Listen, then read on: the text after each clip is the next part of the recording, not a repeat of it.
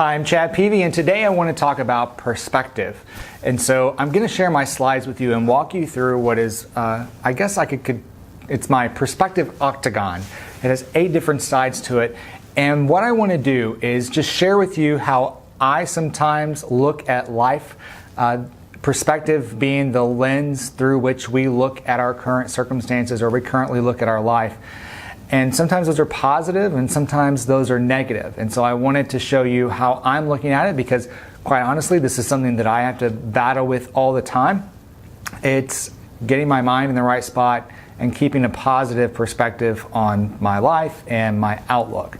And so I wanted to share that with you today. And so I'm going to provide you, if you're watching this on YouTube, you can click the link below to go to the blog post for this video where you can download the worksheet that I'm providing. And if you're on the blog post already, just look down below for a link to download the worksheet. Because what I'm going to do is I'm going to show you my octagon. And I would like for you to create your octagon and using mine as sort of a template for how you create yours. So let's jump right in. So as you can see here on this slide, there's my octagon, which is the lens through which I'm looking at life. And inside you see the word up here, comparison. And this, I think, is a really dangerous place to be.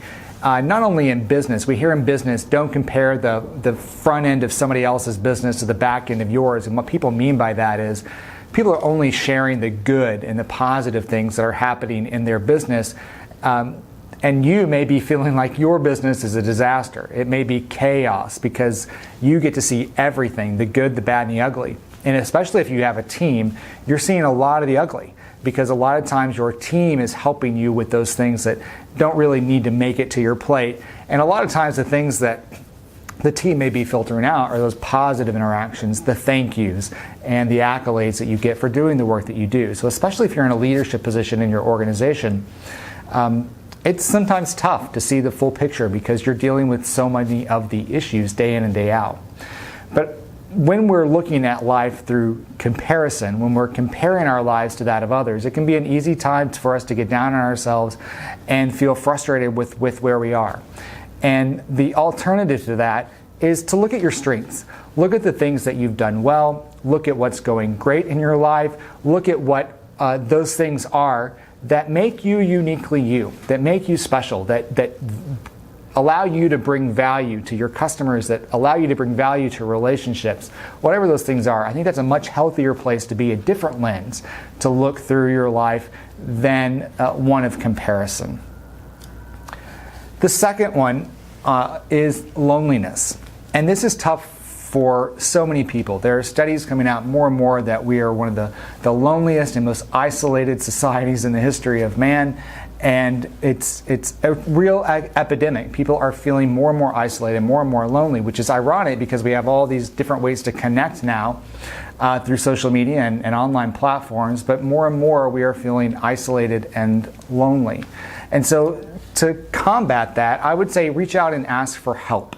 Reach out and look for those people that support you in what you're doing, that support you in your life, that support you in being you, and ask for that help. Seek out those interactions so that you can be around people that are going to lift you up and make you feel less lonely. And I know that may sound super easy and condensed down into something that's just too simple, but this can be one of the things that you get up in the morning and think about one of the actions that you can take today to make today productive, to live your best life. And one of the things that you can put on that list of things to do is to make sure that you connect with people that make you feel good about who you are and who you are working to be. The next one is uncertainty.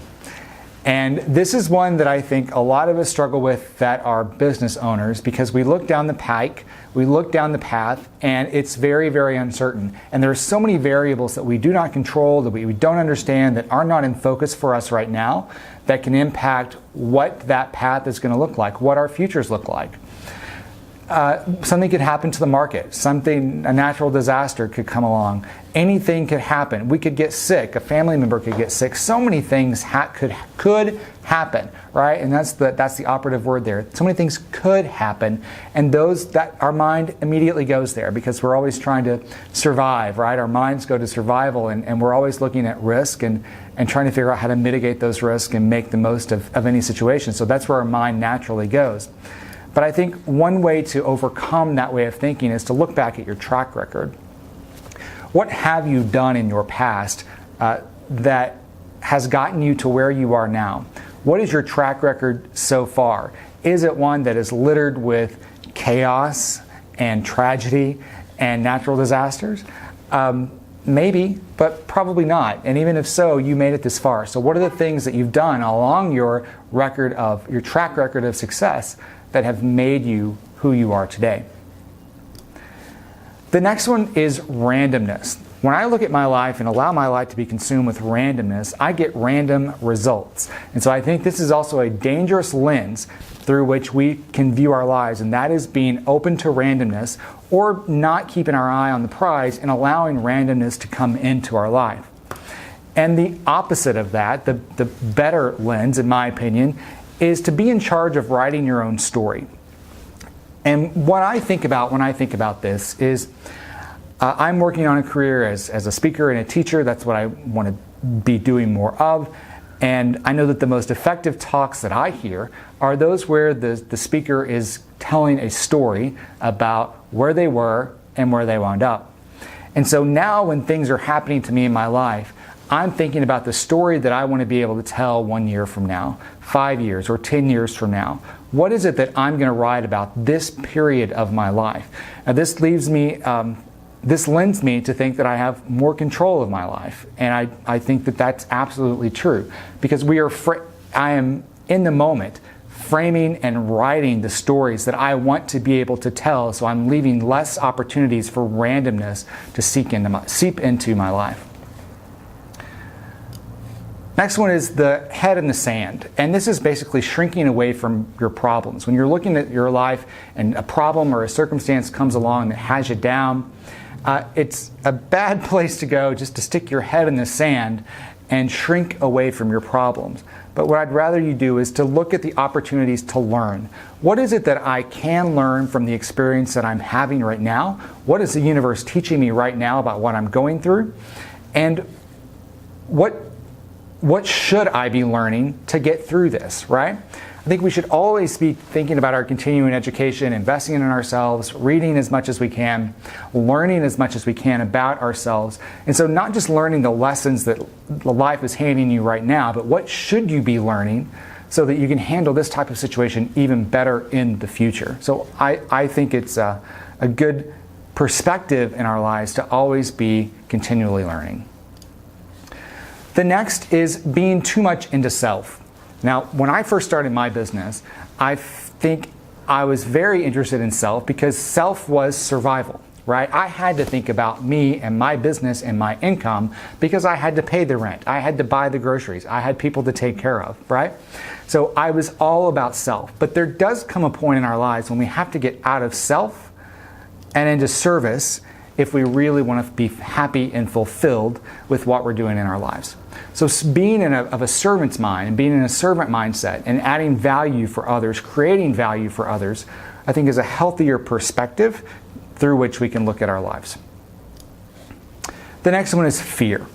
And there's so much that we could be afraid of, which it's no accident that it's across the way from uncertainty, but fear of rejection, fear of the unknown, fear of judgment, fear of failure, fear of looking stupid.